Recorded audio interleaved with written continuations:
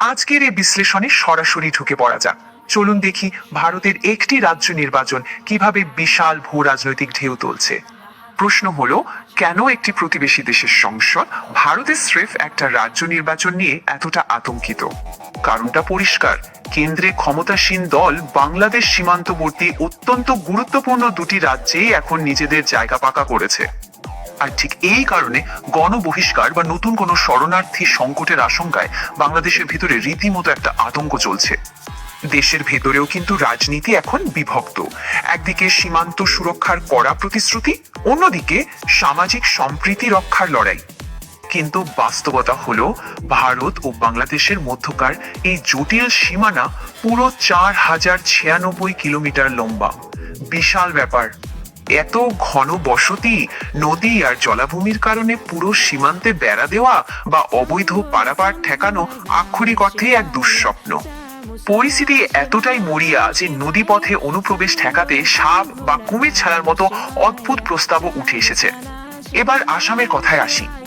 অবৈধ অনুপ্রবেশকারীদের তাড়াতে তাদের আগ্রাসী মডেলটি এবার পশ্চিমবঙ্গেও প্রয়োগের সম্ভাবনা প্রবল। আর এই স্থানীয় রাজনৈতিক কৌশলই কিন্তু খুব দ্রুত দুই দেশের মধ্যে মারাত্মক এক কূটনীতিক সংঘাতের রূপ নিয়েছে।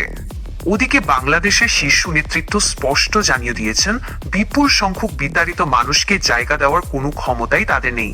পাল্টা জবাবে ভারতের বিদেশ মন্ত্রকের অবস্থান একদম কড়া। অবৈধ বিদেশিদের কোনোভাবে এদেশে থাকতে দেওয়া হবে না। চমকপ্রদ তথ্য হলো, ঠিক এই মুহূর্তে বাংলাদেশের কাছে ভারতের অমীমাংসিত নাগরিকত্ব যাচাইকরণের মামলায় ঝুলে আছে 2860টি। মানে বুঝতে পারছেন, আসল সমস্যাটা হলো আইনি জটিলতা। একজন অভিবাসীর নাগরিকত্ব প্রমাণের এই প্রক্রিয়াটা ভীষণ ভীষণ ধীরগতির। 2016 সালের একটা হিসাবে ধারণা করা হয়, ভারতে অবৈধভাবে বাস করছে প্রায় 2 কোটি মানুষ। ভাবা যায়? একটু তুলনা করলে দেখবেন ভারতের এই সংকটটা আমেরিকার সেই বিখ্যাত ইউএস মেক্সিকো সীমান্ত সংকটকেও বহুগুণে ছাপিয়ে গেছে।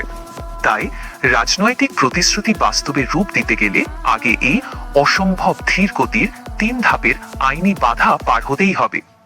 কিন্তু এখানে বড় ঝুঁকি আছে। বেশি চাপ দিলে সম্পর্ক নষ্ট হতে পারে, আর সেই সুযোগটাই নেবে চীন। এখন সবচেয়ে বড় প্রশ্ন, বাংলাদেশ যদি এই লক্ষ লক্ষ মানুষকে নিতে অস্বীকার করে, তবে তারা যাবে কোথায়?